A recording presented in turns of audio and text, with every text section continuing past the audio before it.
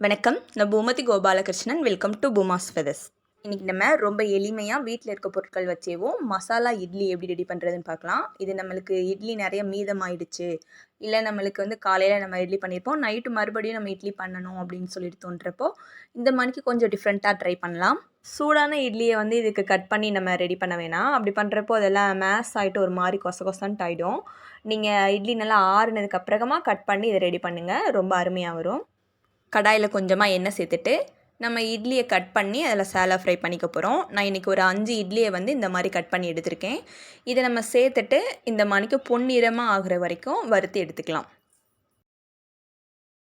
இனி அதே கடாயிலேயும் கொஞ்சமாக எண்ணெய் சேர்த்து ஒரு 3 பூண்டு பற்களை குட்டி குட்டியாக கட் பண்ணி சேர்த்துருக்கேன். இனி ஒரு சின்ன சைஸ் வெங்காயம் நல்லா ஃபைனாக சாப் பண்ணி போட்டுக்கோங்க. இந்த வெங்காயம் நல்லா வதங்கணும் அப்படின்ட்டு அவசியம் இல்லை, லைட்டாக கண்ணாடி மணிக்கு ஆனாலே போதும். இனி இதில் ஒரு சின்ன சைஸ் தக்காளி பழம், கொஞ்சமாக குடமிளகா, உங்கள்கிட்ட கலர் கேப்சிகம்ஸ் இருந்தால் கூட நீங்கள் யூஸ் பண்ணிக்கலாம். இதை ஒரு தடவை நல்லா மிக்ஸ் பண்ணிவிட்டு நம்ம மசாலாஸ்லாம் ஆட் பண்ணிடலாம்.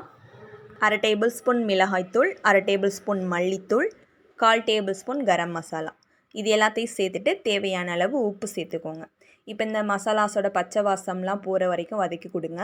அதுக்கப்புறமா 1 டேபிள் ஸ்பூன் அளவுக்கு டொமேட்டோ கெச்சப் சேர்த்துக்கோங்க. ஒருவேளை உங்ககிட்ட டொமேட்டோ கெச்சப் இல்லை அப்படின்னா நீங்கள் நம்ம தக்காளி பழம் சேர்த்த டைம்லேயும் இன்னொரு பழம் எக்ஸ்ட்ரா சேர்த்துக்கோங்க. அப்புறமா நம்ம டொமேட்டோ கெச்சப் சேர்க்குறோம் இல்லையா, அந்த டைமில் ஒரு 1/2 டேபிள் ஸ்பூன் அளவுக்கு சர்க்கரை சேர்த்துக்கோங்க, கரெக்டாக பேலன்ஸ் ஆகிடும்.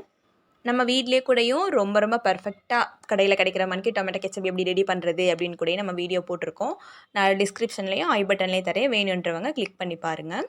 டொமேட்டோ கெச்சப்பை மிக்ஸ் பண்ணிவிட்டு நீங்கள் இதில் கொஞ்சமாக தண்ணி சேர்த்துக்கோங்க. தண்ணி சேர்த்து ஒரு 1 மினிட்டுக்கு இதிலே நல்லா குக்காக விடுங்க.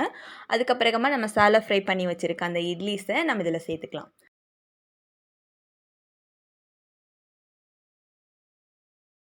சேர்த்துட்டு இதை நல்லா எல்லா இடத்துலையும் கோட் ஆகிற மாதிரி நல்லா கலந்து கொடுங்க. கலந்து கொடுத்துட்டு லாஸ்ட்டாக கொத்தமல்லி தழை தூவி பரிமாறிடலாம்.